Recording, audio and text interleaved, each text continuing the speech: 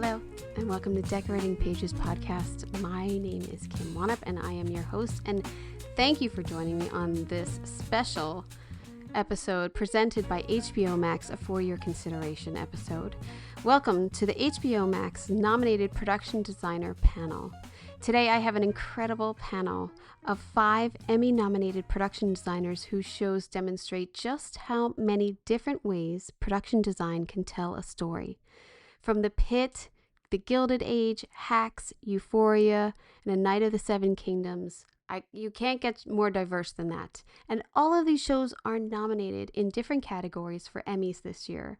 So we get to talk to the production designers today. And so it's a real treat. Having 5 designers talk about their projects with each other, it's special. It really is. I did a roundtable 2 years ago and it was awesome. And I am so excited for you to listen to this one. We have Nina Ruscio, a 2-time Emmy nominee, joins us from The Pitt.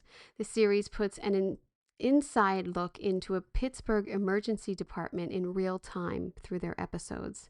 Nina's design almost disappears into the reality of this world. It's completely immersive, a 360 environment designed so that the camera can move through it freely and the actors can interact with everything on the set. And there is almost nowhere the audience can't look that isn't part of this set because of how it's designed and the camera work that works so seamlessly through it. Bob Shaw also joins us for the 3rd season of The Gilded Age. Bob, who previously was on this podcast, that's a good one. Bob is a 9-time Emmy nominee and a 3-time winner, winning for Mad Men, Boardwalk Empire, and The Gilded Age. This season expands an already enormous period world through New York, Newport, England. I mean, that show just gets bigger and bigger every season. It's wonderful to see. Bob and his team transform existing locations, combine multiple properties into single environments, using architecture, decoration, and scale to show us who exactly has power in this society and who wants it. And you can see that in the sets before people even get into them. Just look at the sets behind everyone and you can tell who the powerful people are on the Gilded Age. François Audouy is here for the final season of Euphoria. He is now a 2-time Emmy nominee. So 5 years have passed for the characters in this show, and the design expands with them into a much larger, more cinematic vision of Southern California. The season was photographed on 35mm and 65mm, and Francois and his team created more than 170 sets, including an extraordinary miniature of Los Angeles, downtown Los Angeles, for a giant Attack of the Cassie fantasy sequence. We talked about that a lot, and how no CGI was used for that, and it was all in camera. So get ready for that conversation. We also speak with Rob Tokarz, a 4-time Emmy nominee, who joins us for the 5th and final season of Hacks.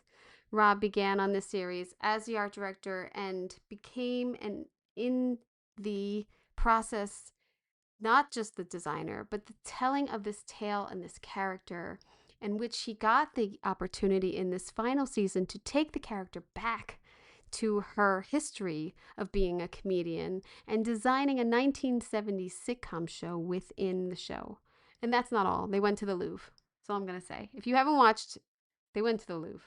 Okay, I'm very, very jealous about that. So yeah. And last but not least, Tom McCullagh joins us for A Night of the Seven Kingdoms, receiving his first Emmy nomination. He also previously worked on Game of Thrones. So he's not new to this, but I'm sure overtaking this enormous world that has so much to offer design-wise, but yet tells a smaller story, a more personal story. And through their journey through Westeros, which if you're a Game of Thrones people, you're in, he had to give that world the scale and build this history for Game of Thrones, which comes after it. So we talk about that and shooting in Northern Ireland and this medieval environment, just amazing. And weather. Let's talk about weather. So yes, all of these things when you're designing and decorating sets are all challenges. But what I love about these 5 designers is the contrast, and you will hear that as they speak about their shows. They are 5 completely different approaches, and all doing the same thing, though. We're using our environments, our sets, building sets, designing, decorating, paint, everything. Every layer on there is story building before the actors say the words. That's key. So, this is a special episode of Decorating Pages, as I said, sponsored by HBO Max, and you can explore the official HBO Max for your consideration site. You can log on to there, which is hbomaxfyc.com, and use access code B25C 8W3R. Now, I know you're driving, or you probably don't have a pen for that.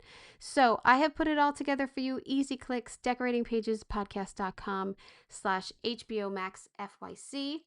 It's on there. Also on there is the YouTube video for this episode, and you can see all of the beautiful drawings that are of their nominated episodes. So let's get to it. I hope you enjoy. Welcome to the HBO Max Emmy-nominated production design panel. I am your host, Kim Wanup. What makes this panel so interesting is the contrast of how each of these Emmy-nominated shows uses production design in storytelling for television. The Pitt makes production design almost disappear into reality. The Gilded Age announces power through architecture. Euphoria turns heightened emotion into cinematic spectacle. Hacks displays the glamour and absurdity of show business without ever overpowering comedy. And A Night of the Seven Kingdoms feels epic in scale while still serving a much more personal story. So I would like to introduce this amazing panel of production designers, starting with Nina Ruscio from The Pitt Season 2. Hello. Hello, Nina. The Hi, Kim. Pitt is nominated for Outstanding Production Design for a Narrative Contemporary Program. Bob Shaw for The Gilded Age Season 3, nominated for Outstanding Production Design for a Narrative Period Fantasy Program. Bob.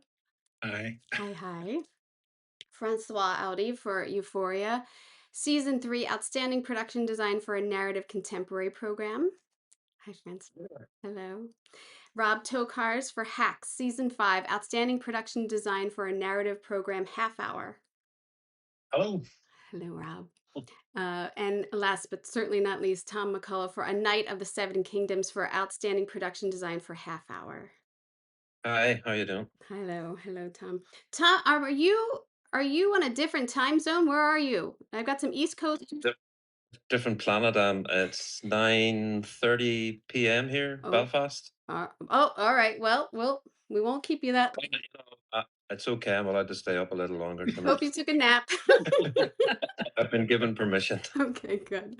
Because I am so excited to talk to all of you, not only because I am a fan of each of these shows and watch them regularly and talk to people the next day about them.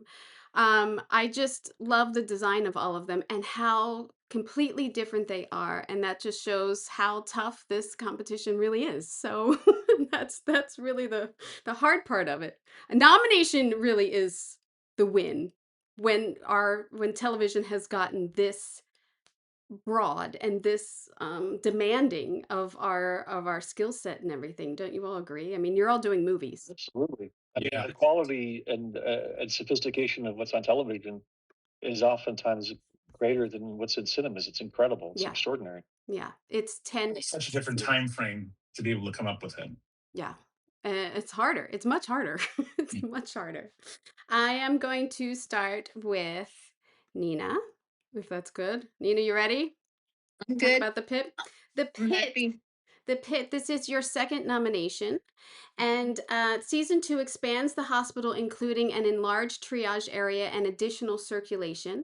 The entire set remains a continuous 360 environment with lighting and bounce incorporated into the architecture.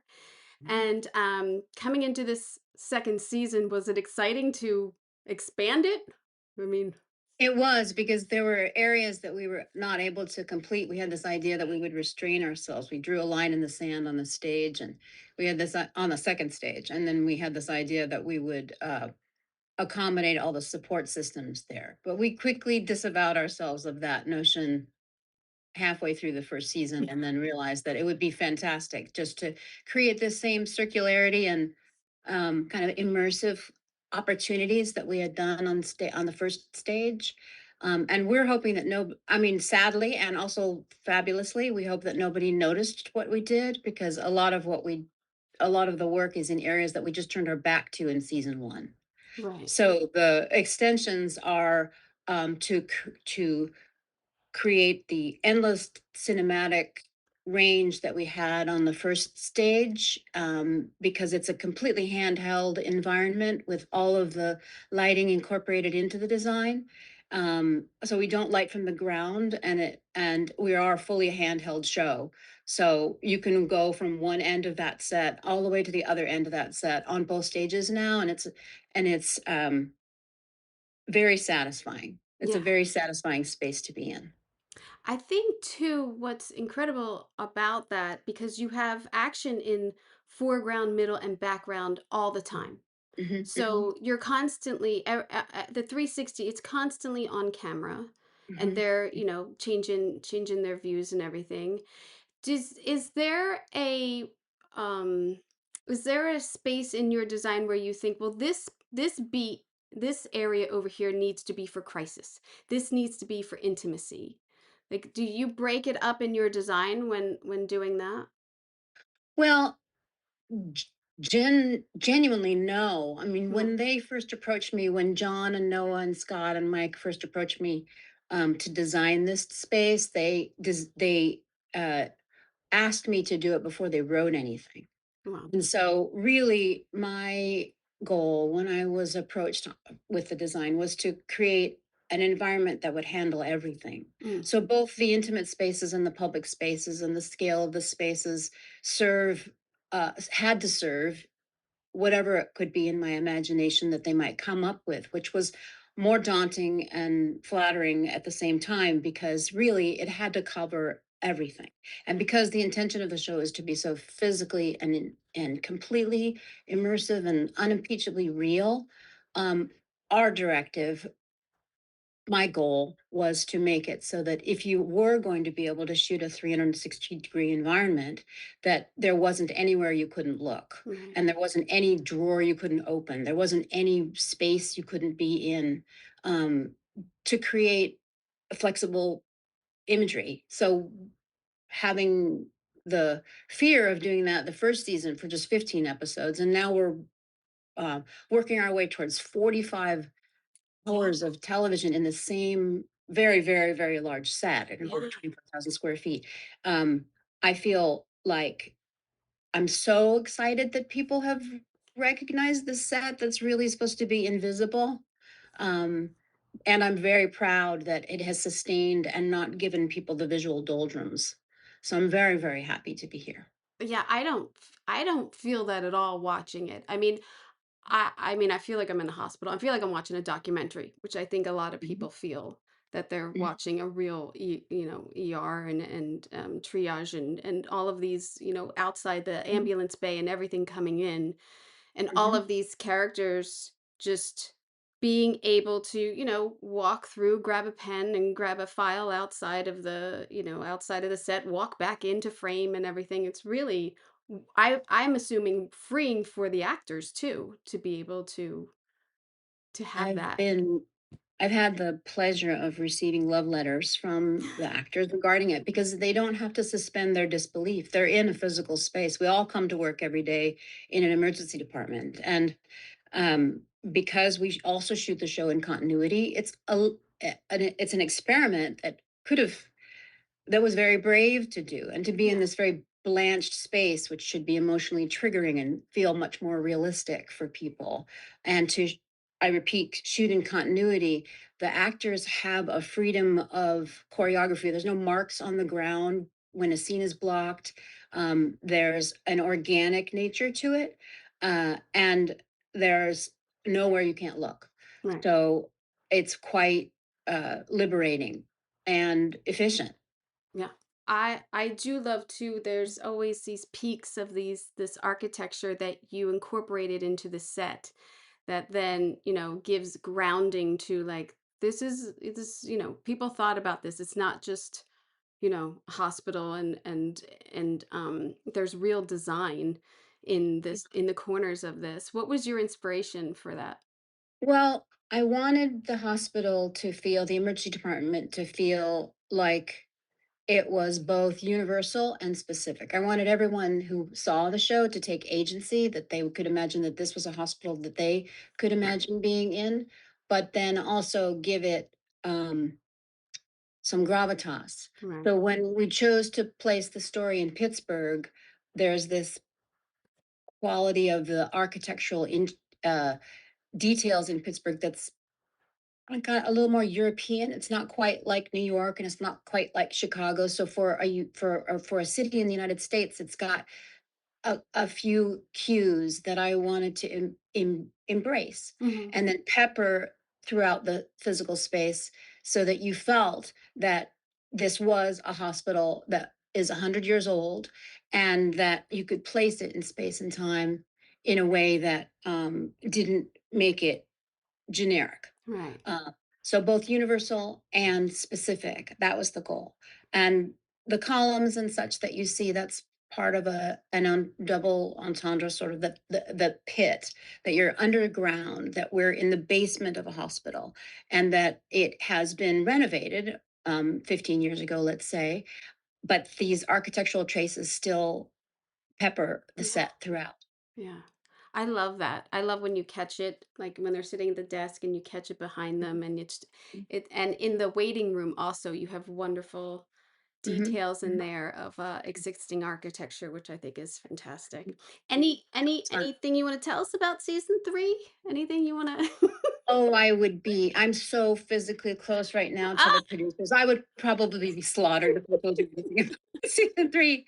I'm glad people want to see it, and Oh, I hope we deliver. no. It feels like we did for season 2, so I hope that people feel the same way. Yeah, it's wonderful, and I think such a challenge too, design wise, to decorating and continuity wise, to be able to shoot hour after hour the same set over and over and make sure all your dressing and everything is has the continuity and everything. I would find that very hard.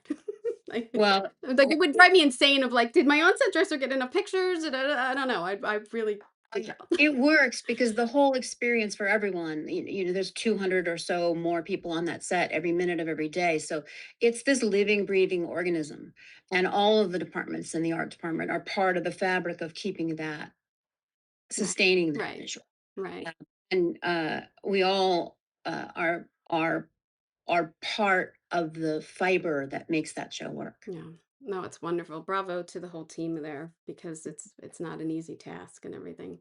Yeah, I love I can't wait. When does it air? When does season 3 air? Do we know? Do you know? In January, In I don't January. think we have a specific. In Yeah. January, we're hoping to always promise to Yeah. show back up as quickly as possible. Yes. Well, we like that. It's old school. It's not Yeah, yeah. it's not like Seven Kingdoms over there where I'm gonna have to wait another year or something to see. We're just wrapping tomorrow. Are you? Oh, that's exciting. That's exciting. We'll be out in January again. Oh, great. Yeah. And also the Gilded Age, I had zipped through that. I rewatched a bunch of it for this, and I had said to my friend like, "Oh, I just finished the Gilded Age again." And she was like, "Is there a new season?" I was like, "Well, I finished the last season." She's like, "I gotta go. I gotta go see if it's the one I watched because I might be behind." Like it was like people. She was kind of freaking out that she might have missed the Gilded Age. I was like, no, I'm just rewatching. But yes, Bob Shaw for the Gilded Age. You have 9 Emmy nominations and 3 wins. Season 3 broadens the world into a less familiar areas of Newport, the Black High Society, and also in England, the Sidmouth Castle, Sidmouth. Sidmouth. Sidmouth. Sidmouth was assembled from multiple properties while other locations required substantial design intervention, particularly what we were going to talk about the Tenderloin nightclub that you guys did. Um, what I mean, this I really enjoyed the photos that you shared because a before and after of a location before an art department gets there should be on screen sometimes because the amount of work it takes to get locations to look what they should be is a crazy amount of work sometimes. So how did you That it really is. Yeah. Then there are those locations that, maybe you've nixed. Like this location I said no to like multiple times and in previous seasons because we have a format where we spend a certain amount of time each year in Troy and Albany, New York, and then a certain amount of time we spend in Newport. And there's certain things that are available to us in Troy, but then other things are not as available. And then sometimes the schedule, because of actor availability or whatever, says this Tenderloin nightclub needs to be in Troy. And I had numerous times said, "Don't we have anything else?" And then it came down to it that this was really the only location we could work with. And by some strange chance, I had gone to see a performance at City Center in Manhattan, which used to be a Masonic temple, and Oh, it had all of this sort of Moorish design and pattern on it. And there was a little bit of a craze in the 1880s and maybe a little earlier in New York that all these great mansions like the Astor Mansion and whatnot had a Moorish room, which was usually a smoking room. mm, So something about going to see right. the ceiling of the city center, and then knowing a little bit of the history, said, okay, we'll do something in the Moorish style, and all of the like on the extreme left there, right rather, Mhm. um, that's all was printed on self-adhesive This. vinyl, and yeah, all that, Yeah. and then around the proscenium, on the Yeah, lower this. You did yeah, all of that. frame down, that's also all covered with, I mean, basically we gift wrapped the whole place. Wow. And covered all the painted it, a much deeper color, and then added all of this applied vinyl detail. I mean, there were miles and miles of it. And it's hard to say that it had a very contemporary railing that there was really not a lot we could do with. So we ended up Okay. making these pieces to add to the railing so that it didn't look like it was installed last year. And then Jenny, Alex, our third decorator for our third season, Right. kind of wear them out. And she had found this roulette wheel somewhere in a garage upstate New York somewhere. And so we sort of built some of that into it. And then somebody, I don't know who, found an interesting detail that there were like female boxing matches in some of the senior nightclubs in the Tenderloin district. So it became a lot to do about this boxing match. I love So that. it was just this was one of those things where I had said no, no, no to this location so many times, and eventually I had to say, "Oh, okay, I'll see what I can do." Well, And there are a couple of locations this year. There was another location when I walked in and I said, "I hated this last year and I still hate it this year." And of course, we ended up filming there. yeah. And it was supposed to be somebody's study, and it was filled with bookcases. And he ended up covering. There's Yeah. we all go through the same thing of like, Can't make any holes. and yeah, Can't paint. Can't make any holes. I mean, I feel like that's our biggest. Disguising. we Yeah. actually recently did a step where they wouldn't let us paint, and we did self-adhesive wallpaper again, and then glued, you know, uh, uh, commando hooks onto the wallpaper, and then had to get all of the frames made out of foam, and Oh, that was and then The weight. yeah. and then back everything on foam core instead of putting it on masonite or stretching it, and that was just to get pictures on the wall. Yeah. And everyone said, "You really need to do that." And I said, "Well, you go and find me a photo of any of location of this period that wouldn't be covered with artwork." Yeah. So that's the thing that people often find fascinating and rather disbelieving. It's like the idea of Sidmouth Castle being four different locations. Yeah. That's amazing. That was seamless to me. That looked amazing. Well, fortunately, there was more than one castle Yeah. available to us. We filmed part of it at Ochre Court in Newport. We filmed part of it at the mansion at Glen Cove in Glen Cove, Long Island, and there are still two other pieces of it. I I don't know who said this, but someone I was talking about the Gilded Age with someone and they said, "I heard they're running out of locations." Well, I I said, "Really? unfortunately was being interviewed for something or other, Was it and you?" It was my fault, yes, and I was saying rather sarcastically, "Well, we're running out of mansions." Oh. And it was an article for Vulture that was sort of the whole production had been interviewed, and I was one little tiny piece. But for some reason, they decided to headline and name the article, "We are running out of mansions." And then I started getting email from people like, "We have a perfect mansion for you. It is really Oh. fabulous. You must really come here. It is in Cleveland." And then I started, Yeah. anybody who had a mansion anywhere, like at least in half the country, kept, finding my email and saying, "We have the perfect place for you." Not being able to explain, well, we really can't go to Cleveland for one afternoon. Well, if it's cheaper, sometimes we'll go anywhere. So it doesn't matter. They don't usually do the half day tax break. Yes, yes, yeah. A lot of that. A lot of short, like outside, like Oxnard. We're shooting in Oxnard today because just to get some credits or something like ridiculous. Um, so when you have this challenge with locations constantly, because you had a lot of locations this season also, Yeah. a huge amount. And you are like with the tenderloin, you have fun with it because it has this Turkish inspiration and everything. What do you um when you're going to these different locations, what are you looking for that you know that it will work for this scene or this show? Like what in architecture are you looking for them? You're looking for anything that gives you one step in the right direction. I mean, like this location for the Tenderloin had almost no steps in any direction other than that there was a staircase that went up the side, and the director thought that was good because if there's prostitution involved, people still have this image of gun smoke and going up to the second floor. Going upstairs, yeah. So- Yeah. and of course, when I'm having a day where I'm not as polite as I should be, I would say, "Oh, so great, we're going to do Gunsmoke." And The you rifleman. sometimes you try to shame people into Yeah.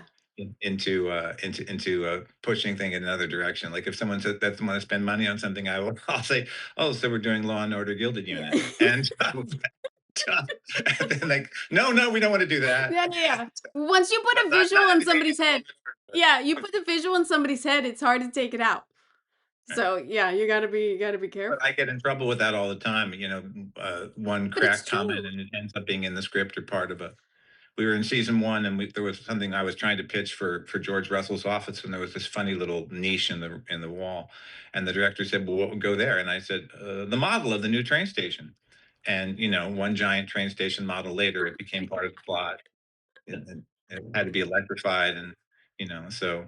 Well, uh, that's the other thing in your season and in the spoiler in the finale, they have a big spectacle with the electricity again. Was that fun to finally was your lighting department so excited?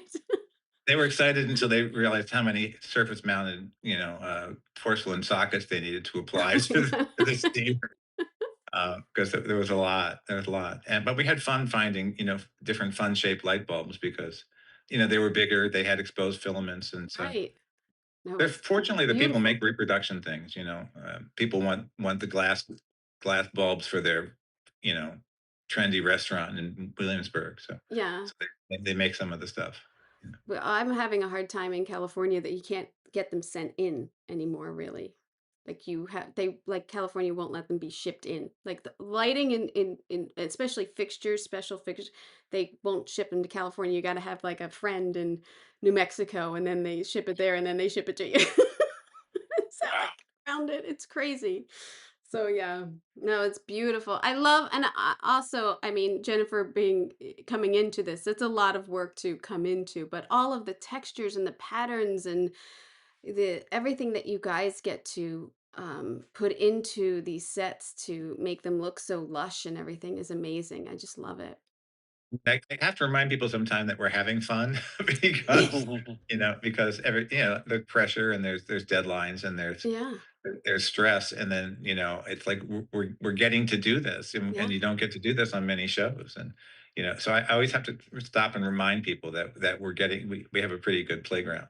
Well, yeah. I mean, if anything, you always have to work with good people and you gotta laugh. You gotta laugh about it. Even when I'm on a drama I'm like, I gotta get back to comedy. I gotta get back. I need comedy. I don't know. I like some laughs every now and then. You're too seriously sometimes on dramas. That's what we have Christine Baranski for. Yes, yes. And she's so wonderful. But yes, so congratulations on the Gilded Age season 3. It's wonderful. We just wrapped season 4. Oh, yum. It was wrapped, yeah. Oh, I'm excited. Now here's one I'm bummed because there isn't a next season of Hacks. Now that's a bummer. That's a bummer. Rob. Yes. Yes. Um Let's do Hacks. So Hacks is production designed by Rob Tokarz. You have 4 Emmy nominations. Season 5 revolves around Deborah's legacy. Who's making dinner? Required the production to design and invent a significant 1970s sitcom show within this show.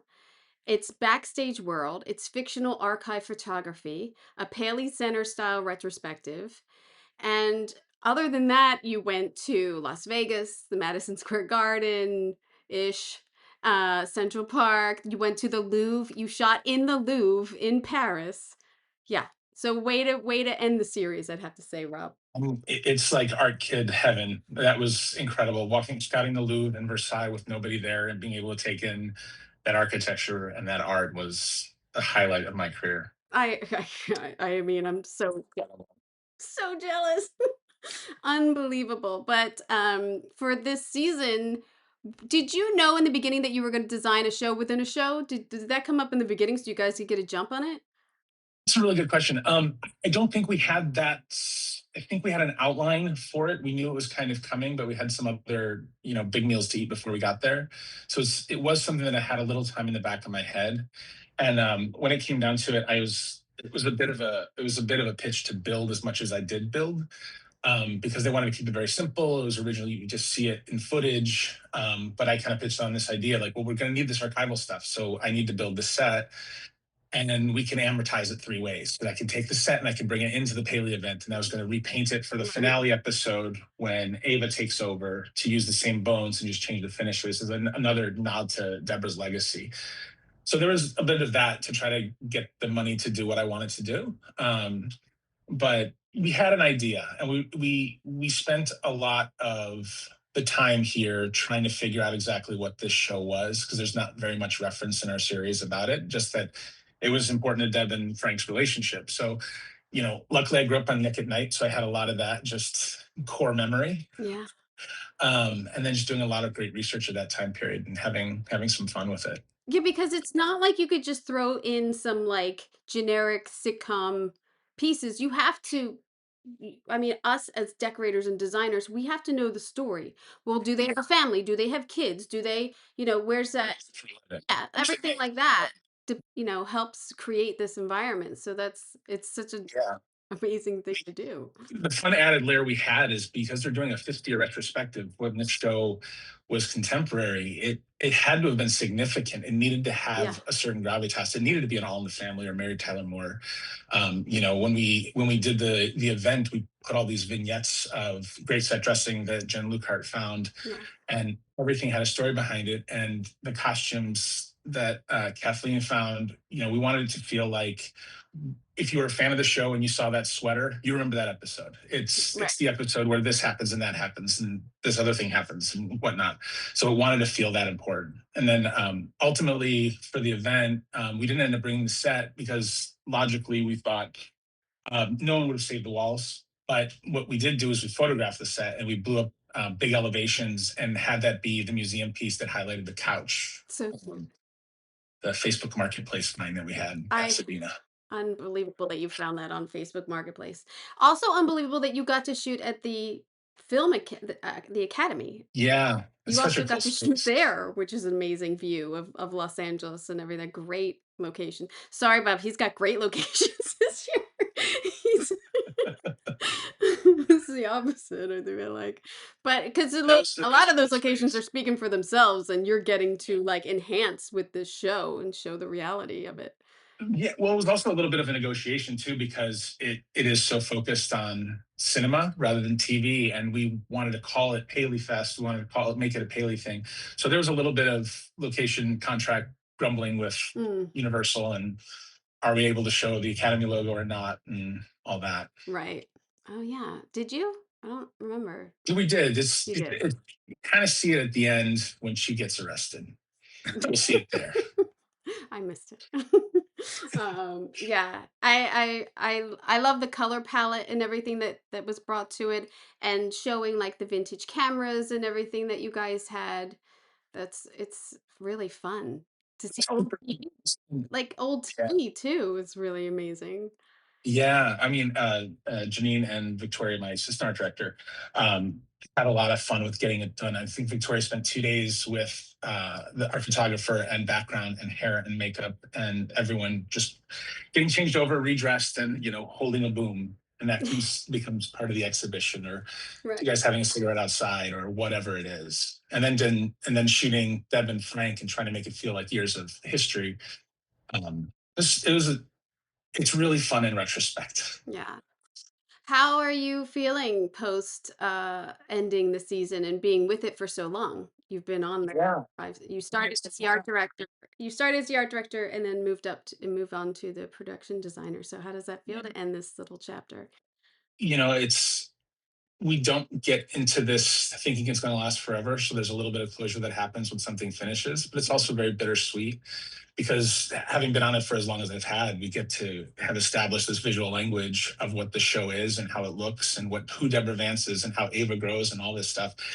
And that's just done now. Yeah. So, but also I'm just really grateful. I just want to nod to the fact that I'm like Murderers Row production designers right now. And I'm looking at all of you and just so incredibly lucky to be here. But it's still one of those things coming up. It was developing a confidence was a big thing that happened over the course of the show, because I came in to fill a gap in season 3 and then kept coming back. So it was like, just as a career thing, it was like, okay, I can do this job. Yeah. I know this job, I understand the job. I will grow, but I could do it. And I just miss all my friends. Yeah. We spend so much time with everyone that we work with, and sometimes it's nice to have a break when you're going to come back, but like when it's over, you're like, how are we going to get this band back together? How are we going to? Right. It's never going to be the same. So, and just little tidbit, Rob and I worked together a long time ago on Parks and Rec, so it's been wonderful to keep in touch over the years and see all of your work and everything. I love it. So yeah. Oh no, I'm bummed Hacks is done. I'm bummed. Does anybody else watch Hacks? I mean, it was fun. Yeah. Yeah, it's fun. Great show. It is. Yeah. It's one of those things that working on comedy, Kim, you could attest to this. I mean, I remember reading scripts for Parks, and they're funny, but you couldn't quite see it just yet. Yeah, you couldn't. You were like, it's really true about comedy. You kind of need the actors to work it, but our scripts on Hacks they were funny on the page. Yeah. I tackled quite a bit. Yeah. It's really fun. I'd have to say there's a difference. I think it's more physical comedy on Parks, but when like like tears, like you would read the script and like tears of like funny, like it was. Yes. So there is that, and then you can't wait. I can't wait to do that set. I can't wait for them to do that scene to see. There's also that too. And I mean, in all of our work, like I can't wait to get this all together, and the lighting and the costumes and everything, and see it all come together in those scenes. It's like, this is what makes our job so great, I feel. We block shoot so much of the show that by the end of the season, we're like, I don't remember what episode the set is in. So I'm looking forward to seeing a cut and being like surprised, like, oh yeah, that's right, we did this with that. Yeah, it does. Yeah. Sometimes it takes it out, because I'm like, I don't even remember that. What episode did that scene land in with block shooting? Yeah, it's hard. Well, congrats on the last season. And then we have another last season here for Euphoria, which I feel like fans of Euphoria would watch it forever if they could. Not that, you know what I mean? Like people who are into Euphoria really like, I love it. I love it. It's so deep. But François Audouy, you're the production designer of Euphoria. You have 2 Emmy nominations. You joined this last season, season 3, following its 5-year narrative jump. The season moved into a wider, more cinematic visual language, shooting both in 35mm and 65mm. This submitted episode that you have includes a large moving bigature section of Los Angeles for the 50-foot Cassie sequence, and it was constructed so the effects could be photographed largely on camera without visual effects Yeah. coming in that way. Was this fun? I don't know. It was a blast. I mean, the whole show, I don't think we really used any blue screen. Maybe once, one day or something with blue screen. Wow. Sam really wanted to make a show that was kind of handmade and eschewed CGI. There's no CGI. So anything, there would be maybe some composites or tweaks and things, but they were all, it was sort of like the Christopher Nolan approach, Right. everything had to be captured as elements or shot practically. So that added a challenge, but really made it fun. We made it kind of like a throwback Hollywood production, shot on film, two formats, 35 millimeter and 65 millimeter. And we shot over 2 million feet of film on 65 millimeter film. No way. Marcel had a custom Kodak stock made. So it gave it a very rich and beautiful aesthetic. And so we very, very much had to think about the colors and how the colors would respond to the film stock. Did you have tests for that? Like, did you test the film with lighting and patterns and Yeah, we did. We did do a test early in pre-production where I wanted to see how the film stock would react, in particular to bold colors, because Marcel was really challenging me to be bold with the use of color. And it was really exciting because the emulsion really responded well to reds and blues and deep yellows and things that normally on digital I'd be kind of afraid to use. Um, but I leaned into sort of a Kodachrome palette for some of the colors. Kodachrome also has a similar effect with how it captures color in a beautiful, beautiful way. And what was really interesting too is that on digital, you have to be really careful about overexposing, and DPs generally don't like to shoot at noon in the desert on digital. But with film, it's the opposite. Like you can't overexpose film pretty much, and so shooting the Mojave Desert at 1 o'clock in the afternoon looked incredible. And really leaning into light was incredible, and it had such great contrast. It really made everything look just phenomenal. It's really exciting. You had so many different sets throughout the season. So many sets.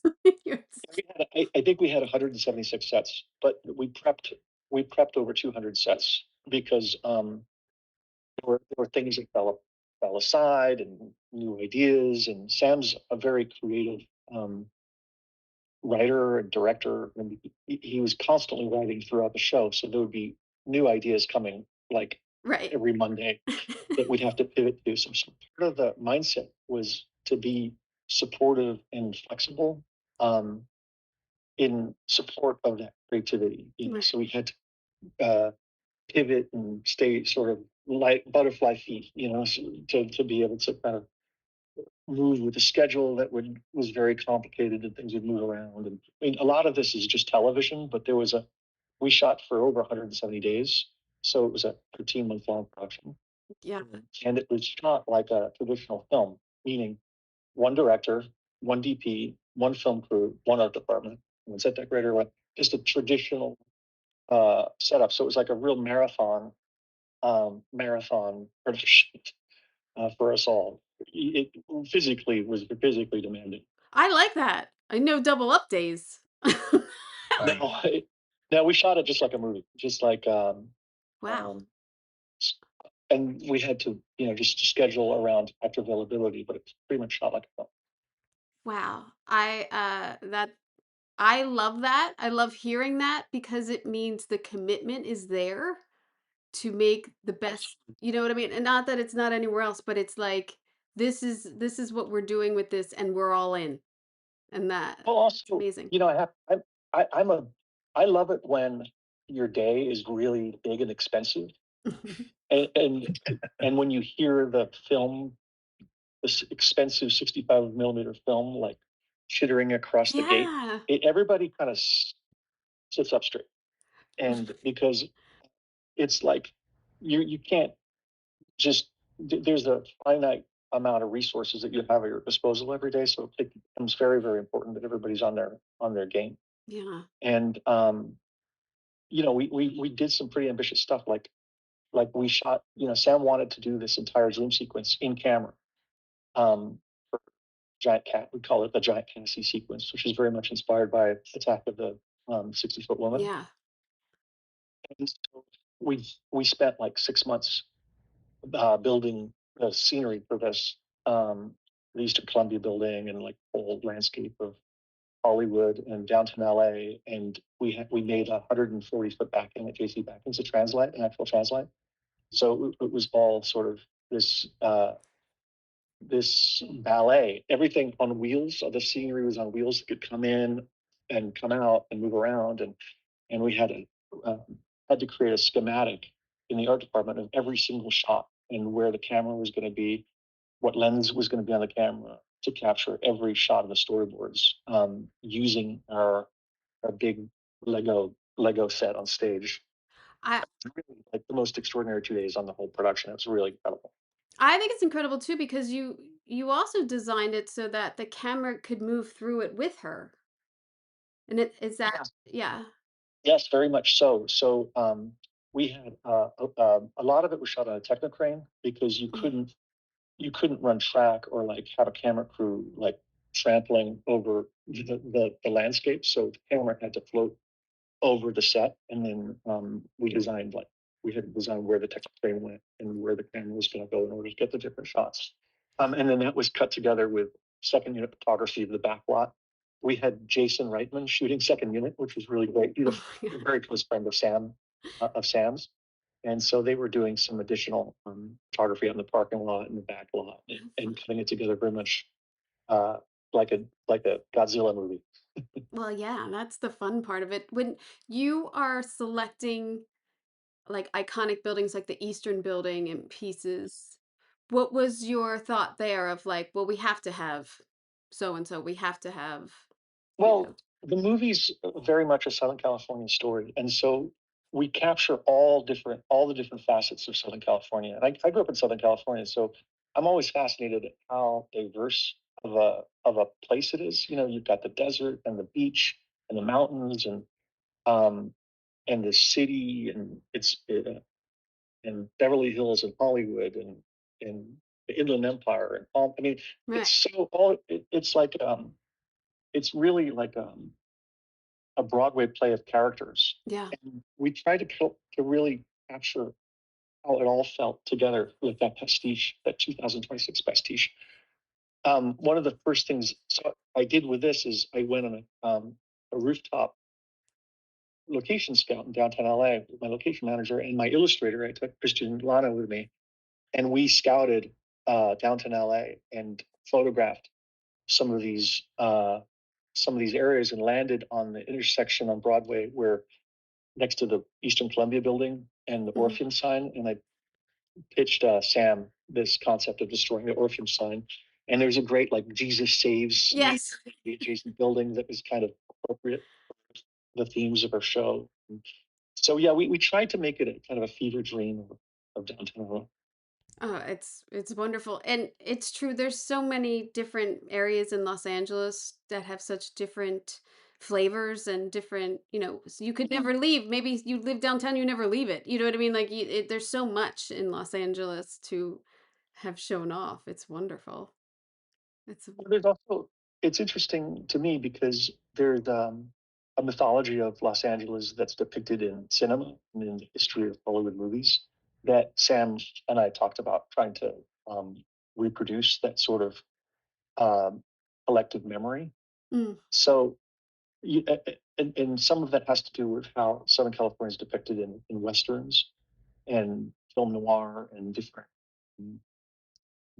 types of films, and there's nods to a lot of that Hollywood nostalgia. I think in the show, it's yeah. very much season 3 is very much uh, a cinematic sort of widescreen uh, evolution of the of the show, and I had likened it to sort of an expansion of consciousness with these characters who started as high school characters and being very insular, and even the photography in the early episodes is very much on these wonderful faces, and it's very in here. And I felt it getting a little bit wider in season 2, and it was a very deliberate choice to make the show more about the world, Right. and where they, as young adults, 5 years later, these characters have are more aware of their surroundings, literally. Yeah. And we're more aware of their surroundings, and the surroundings are more the tapestry of the narrative of what's going on. So these different environments for each of the characters had to be directly linked to the narrative that's evolving. Yeah, there's a dark side too. It's a very dark side of. It's dark. It's dark for sure. But Yeah.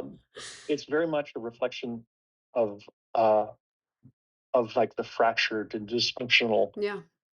world that we live in right now in America and in the West. And the West is where historically where a lot of characters go to escape, and you head west and you can't go any further because you hit the Pacific Ocean. And so it attracts uh, um, all sorts of different characters with dreams and aspirations um, and missions and ideas about what they're going to do, with their lives, whether it's legal or illegal or whatever. Yeah. It's it makes for a great playground for many, many different stories. Yeah, I also love that house that I forget the character's name. He's living in. It's very 70s. It's a very 70s. It very much reminds me of the house in Casino because you are It's interesting that you say that, Tim, because that was exactly what we were trying to find. nailed it. Nailed it. The script that Sam had written was written where everybody was imagining uh, a development, a modern day sort of development in Valencia in Santa Clarita or something. Mm. But this newlywed couple had moved into, and that's sort of a trope, right? I mean, we've kind of seen that, it's the newlyweds and whatever, the young couple, and they're going into a cookie cutter neighborhood. And as we were kind of developing this, Sam had this interesting idea he said, what if the house did feel like the house in Casino? And what if Cassie felt trapped in this sort of 1960s um, vision uh, of a family home Right. that she wanted to escape, and it was Nate. And I just loved that instinct. It was so interesting to think about, like, Nate finding this deal of a house Right. that needed. Time capsule. It's a time capsule. Yeah, Somebody died in there. It's a time capsule. yeah, but Nate is a character who is mortgaging, and he's taking a mortgage out on everything he's so overextended, and so he's overextended on his house, and it's yet another dream that's not going to that's not realistic, Yeah. And so we found this, like, 5,000 square foot house in Lakeview near Long Beach Yeah. that a 94-year-old woman had just put on the market. Just her kids had moved her out. It was time she spent her. She was the first owner, and everything. A lot of it was stuck in the '60s from when they originally decorated the house. So we had all the shag carpet was there and the wallpaper was there. We ended up replacing and restoring a lot of it, and then we did our own little. We had fun with. We kind of amped it up. I redid the entire kitchen and turned it into a lime green I love it. Color scheme, and we really had a lot. I mean, we had a ball. We had a ball with that house. I love that house. We touched it. Actually, we decorated and fixed up and designed like about 5,000 square feet, so you could go anywhere in the house. Oh, yeah, your decorator Anthony Carlino did an amazing job on that. It was a fun. Yeah, and he ended up shopping a lot of it in San Diego. because he's a big fan of shopping in San Diego, where you can get incredible deals on mid-century and 60s furniture. Oh, it was wonderful. And such a contrast for the rest of the show. Because these are young kids. You don't think that they would be in there, you know? I think the whole show is full of contrast Yeah. and surprises. Yeah, it is. It's a good season. It's a good way to end. Yeah, it was an amazing experience. We had so much fun. It's, well, congratulations on the season. And again, ending. Another series ending. Now, Another season ending, sadly. now, Everything was come to an end eventually. now we couldn't get much more of a contrast here to move on to A Night in the Seven Kingdoms with production designer Tom McCullagh, your first nomination for this show. And it's I mean the playoff of Game of Thrones and coming into a story of just zeroing in on these characters is wonderful for anyone who loves Game of Thrones or any of these series, House of Dragons, anything, because the focus that you get on these characters who you love, who sometimes in Game of Thrones you see them and then you don't see them all season. You might never see that character again until they die or something. But this, to zero in on such a wonderful like odds coming together type story. Were you so excited to jump into Dunk and Egg's story and build their world? Yeah, I mean, I was kind of very conscious of obviously Game of Thrones. I'd art directed for a couple of seasons on it. Then obviously House of Dragon was doing its thing at the same time. So our story is kind of 100 years before Thrones, and I'm not sure how many years before or after House of Dragon. So you're still very much in that Thrones world. You're conscious of a very kind of picky audience, who, a bit of disillusionment at the end of Game of Thrones, and disillusionment with the finish of Game of Thrones, and this House of Dragon, much as it looks fantastic, was slow to kind of fire up. So I think Literally. at that stage we had an audience that would have been coming kind of very wearily to us because, we didn't have dragons, we didn't have marching large armies, battles. It was essentially a story about two people who meet by chance, and we follow them on their first journey together. So from that sense, it was exciting to kind of try and stay in the world, try and still give it a bit of scale, and obviously the look that everybody knows, and just try and kind of create the spaces that. The thing about it is, with Thrones or with House of Dragon, these spaces are all kind of, we revisit them, but Yeah. because ours, it's like a road movie. We go into one place and then we never go back to it again. So we had to try and find some places that gave us a fighting chance with an old farmyard or something to give us a start for the courtyard of the castle and things like that, and build around that. Uh, so we were constantly kind of looking around and trying to find places that might give us, just give us a decent start. The picture that you see here, I mean, that was just a greenfield site, Yeah, I think with nothing on it. yeah, you built it up from the dirt. I mean, there was nothing there. Actually, Yeah. yeah, we scouted looking for, I mean, the river in the first story is quite important, and we scouted, and there was only one location really that kind of gave us uh, the river, which kind of runs parallel with the trees that you see in the background of the viewing stand. Mm-hmm.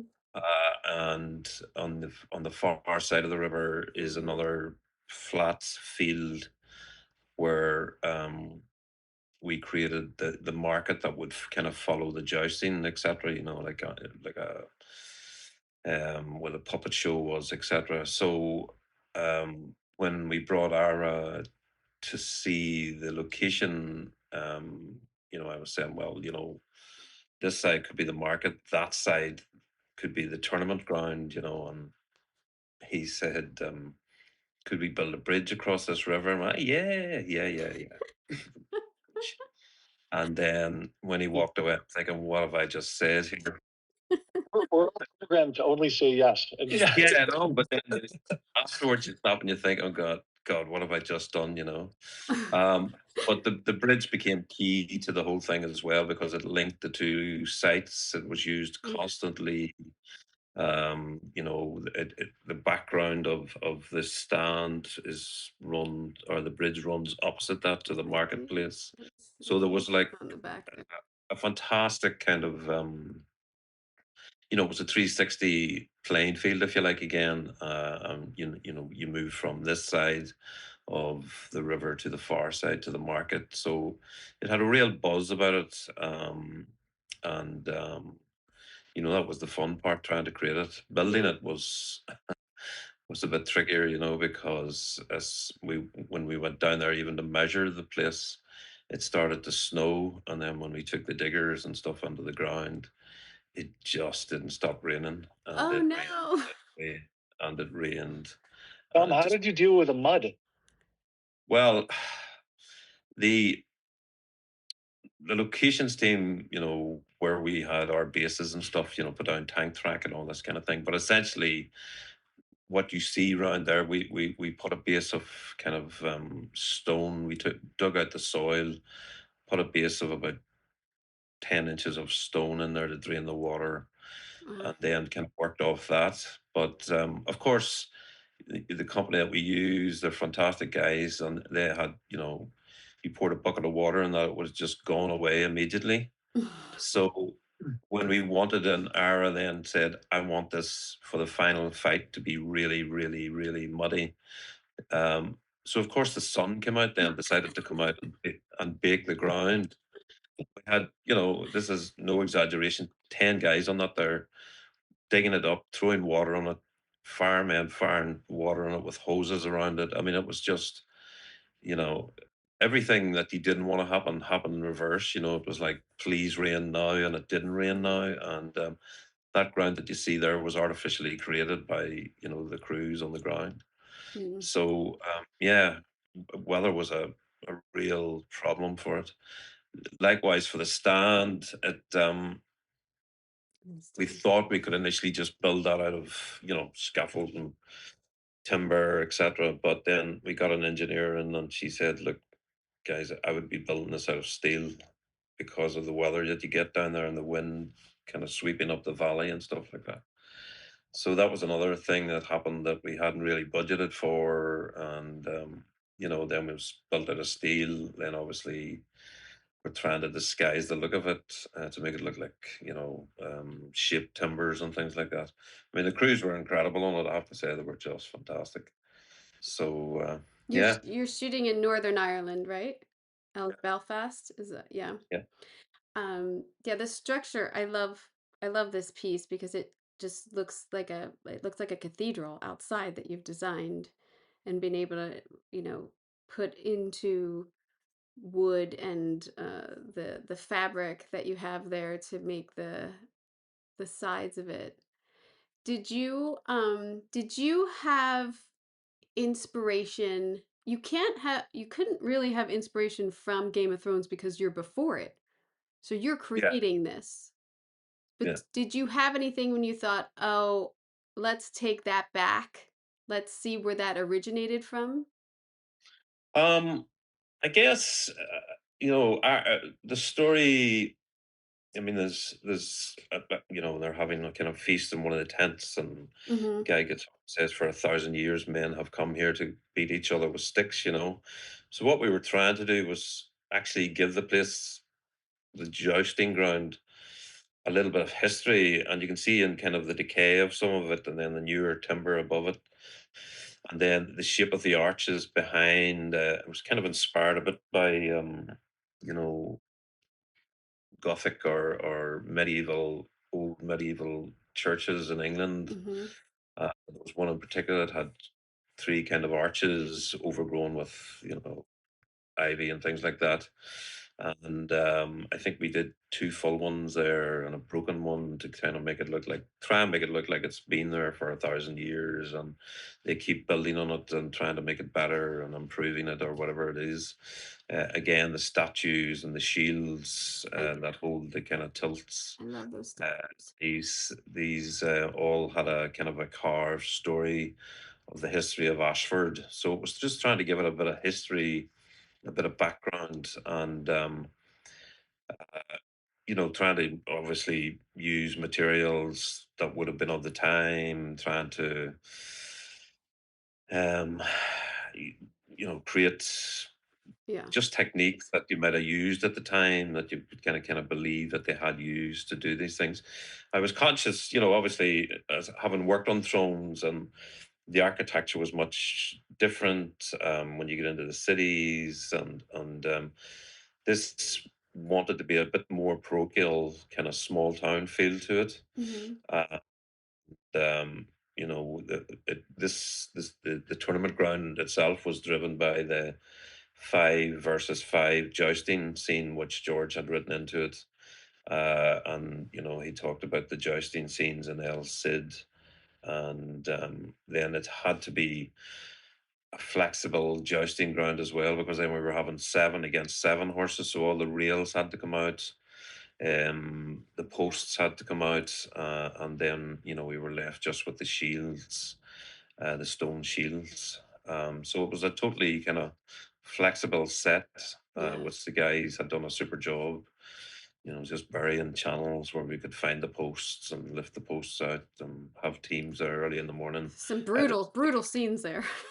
Brutal. was pretty brutal, I mean, the stunt guys just brought that set alive. It was just incredible what they did. Um, a guy called Rob Inch and Florian, and they had everything down to a T, what they wanted, where they wanted the rails to crash, where they wanted fire to tip over. So it was kind of a nice bit of coordination with those guys as well. Now, you had said like you're shooting out a location for the season, right? Like if you yeah. So how long of a prep do you have for like something like this guy? Like this. I mean, this was built, I'm going to say, in 10 weeks. Mhm. It Yeah, if you had to put structure into it and everything. had to hit the ground running on it. And as I say, the weather didn't help, because, that stand is over 40 foot tall.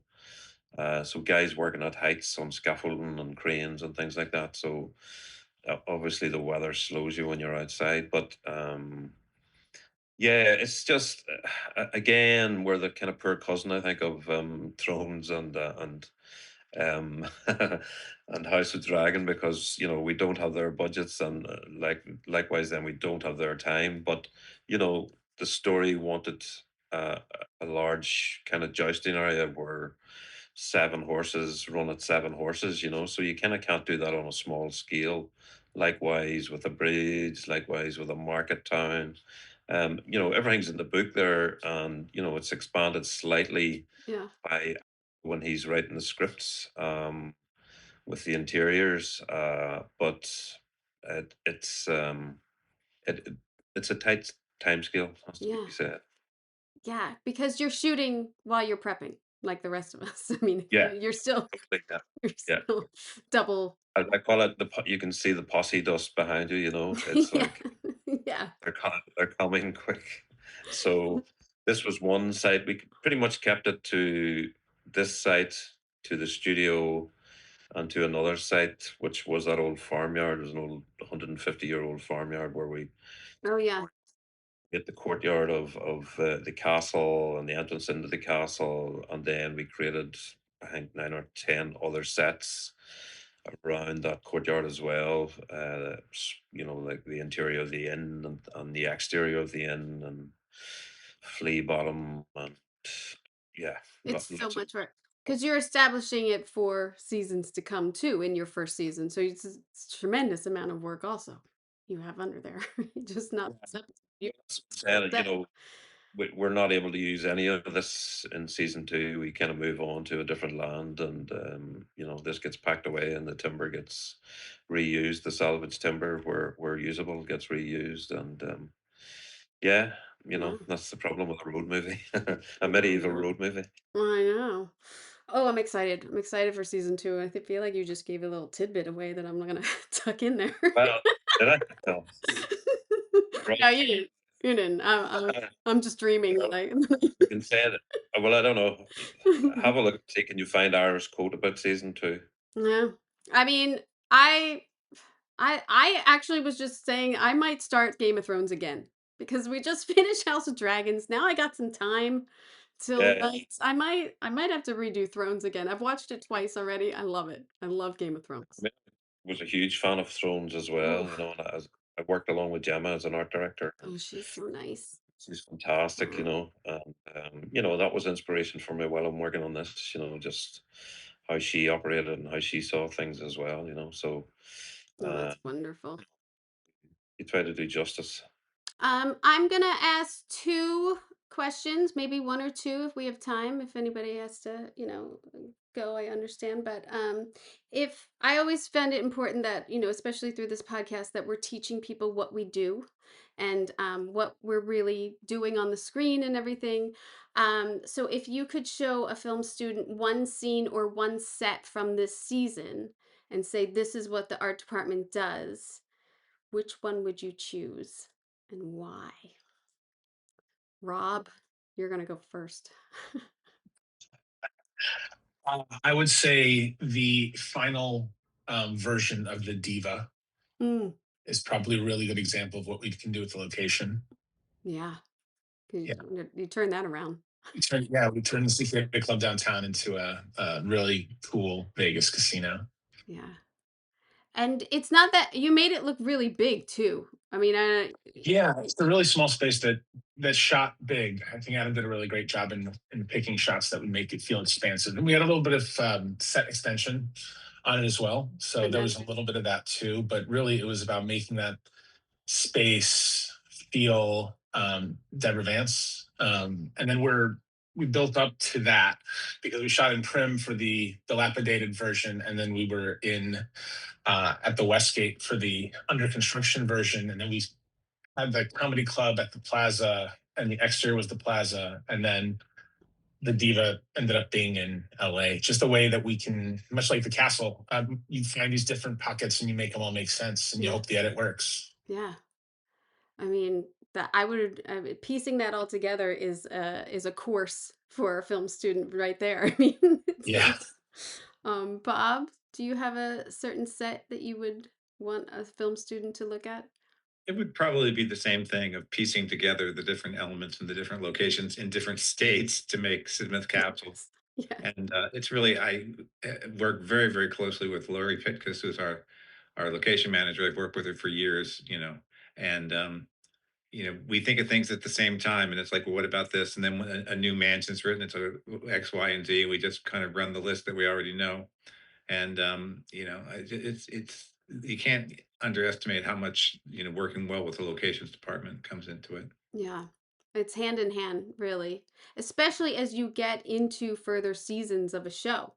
I mean, it really is. Well, you put yourself into Yeah. so many corners. Yeah. You Yeah. get through something that you need to do on season 2 or whatever, and then you have to make sense of it or Yeah. expand upon it, and you never know what's going to come back or what's dead. Yeah. I mean, the set that I had shown, we shot for one day. Yeah. The Marsh, the Tenderloin Club was one day, and we'll never go back to that again. Oh, that's a bummer. Or you burn a location on something really small that in the later season you're like, oh, this Yeah. could have been a great this thing, but we've been there already. We were scouting something this year, and there were two direct.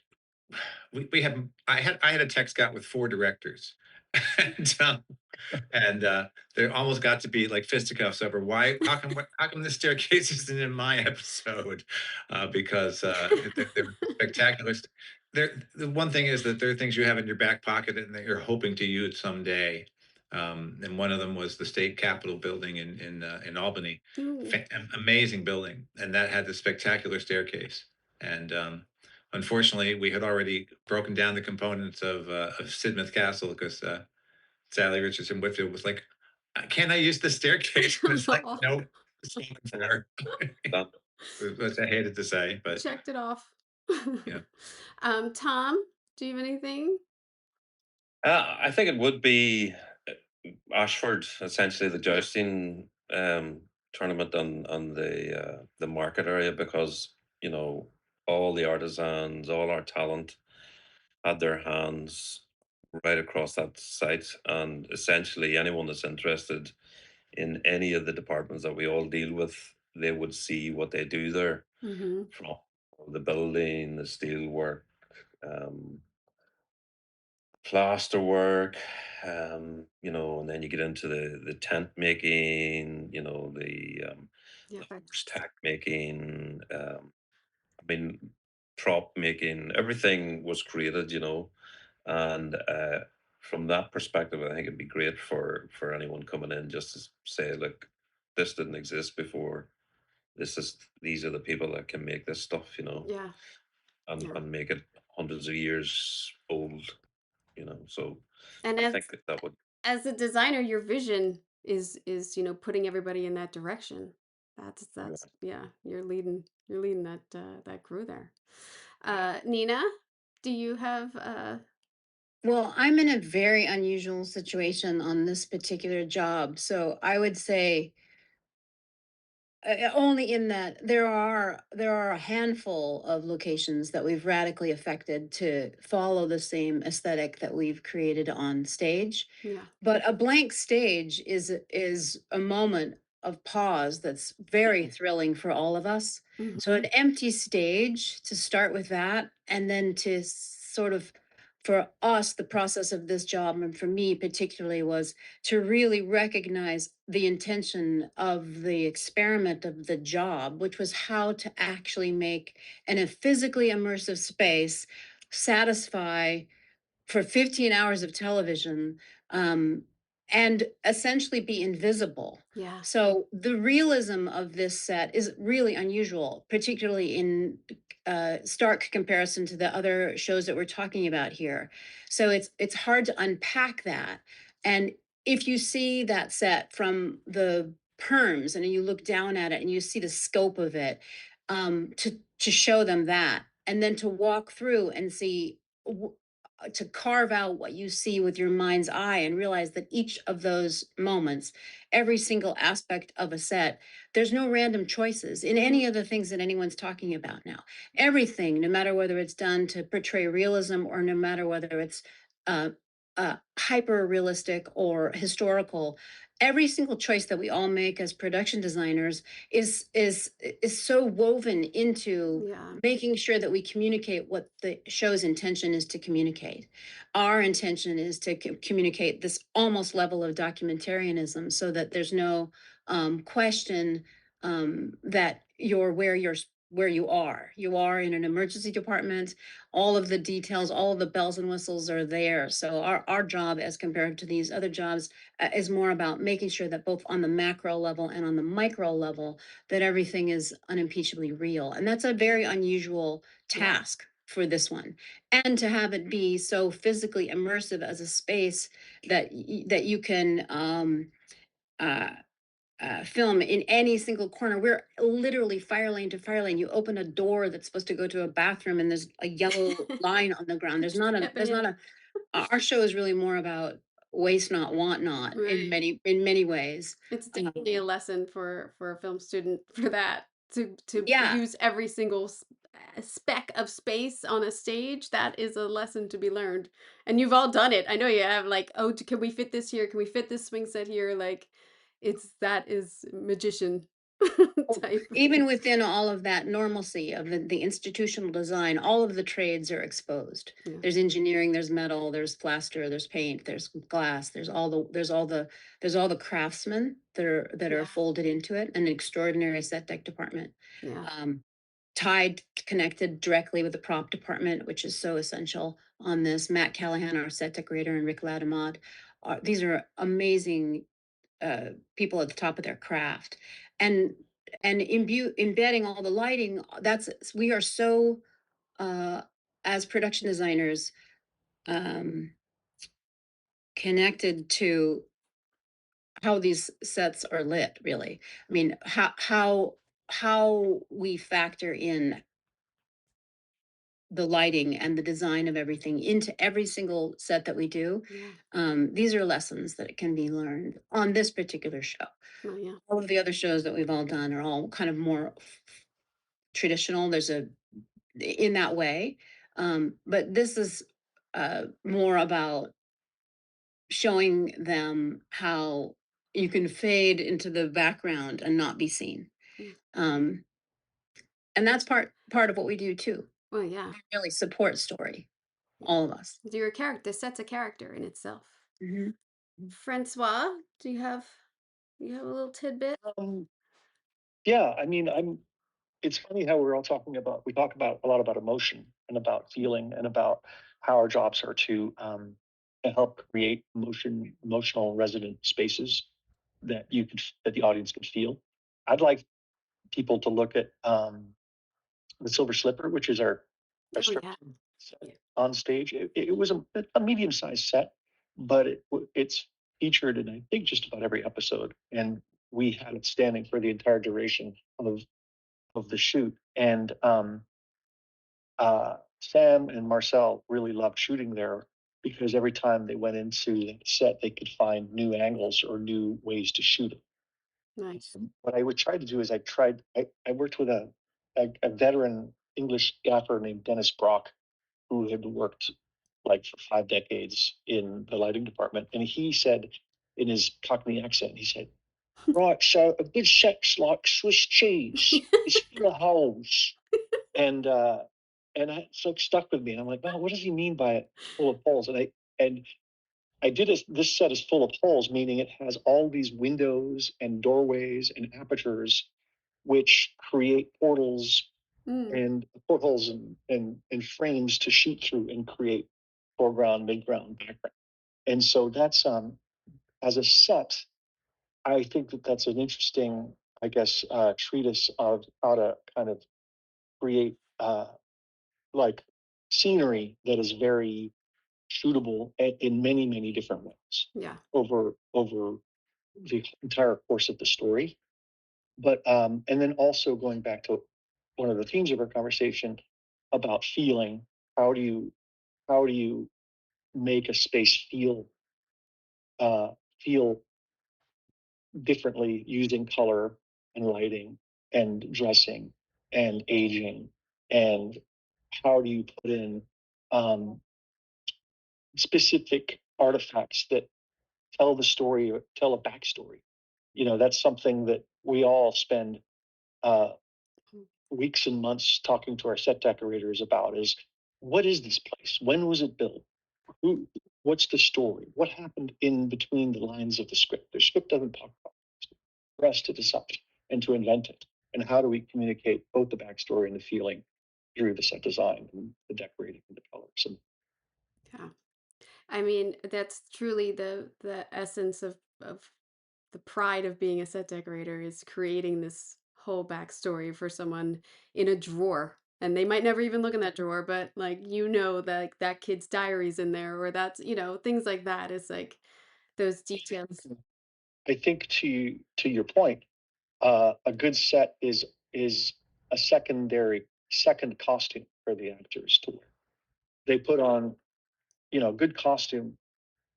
I've talked to many actors about this. It makes them feel different. The shoes, the walk, the collar inches in such a way it makes them,